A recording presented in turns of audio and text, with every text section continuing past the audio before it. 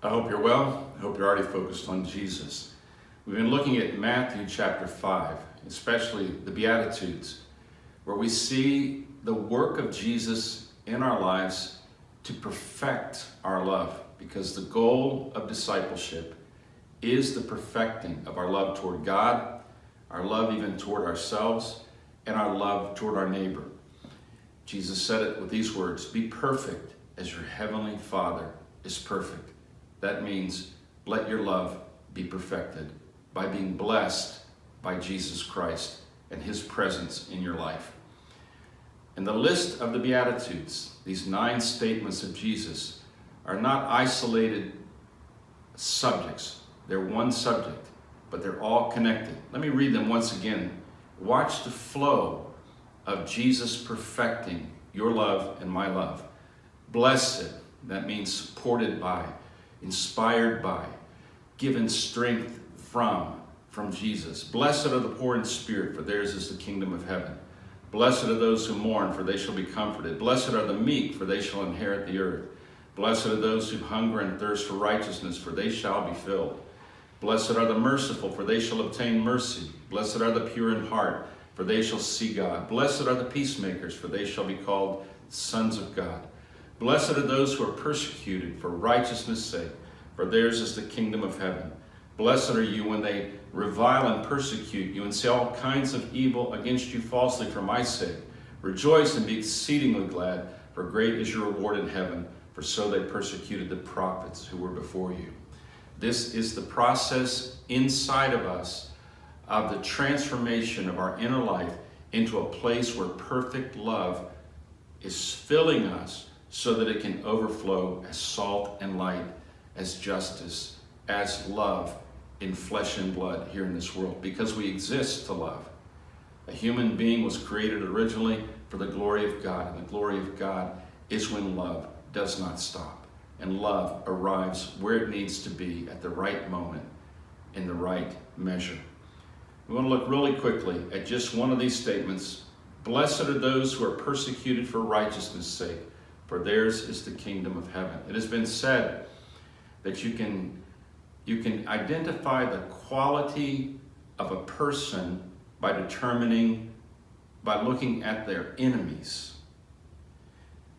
Bad people, really, really bad people, attract the attention of people in authority who punish those who do evil.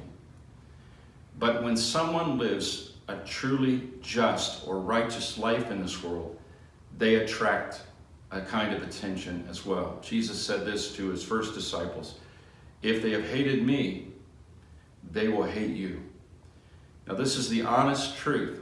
If we begin to manifest in public and in all of our relationships a kind of perfected love, a love inspired by the blessing of God in our lives through Jesus Christ, then we will begin to attract a very dangerous enemy. An enemy that does not want righteousness to rule in this world. Certainly, Satan does not want love to win. We would attract his attention. Certainly, there are a great many people in this world who have much, much to lose if right living and righteousness began to grow.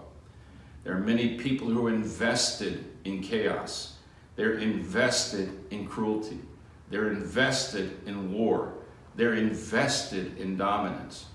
And if all of a sudden there begins a movement of righteous living that calls into question everything from economy to social life to righteous living to morality, then you can be sure that the people who are out in front of this righteousness in public will draw attention, and they will be persecuted because they represent a threat to the darkness.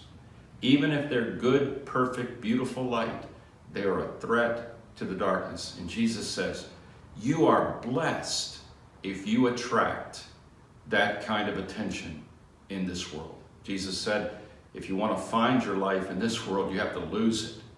And he's talking about that here. If we are going to have our love perfected, we should not be under any illusion. We will attract the attention of people who do not want good to overcome evil, we will attract the attention of people who prefer the dark over the light. It happened to Jesus.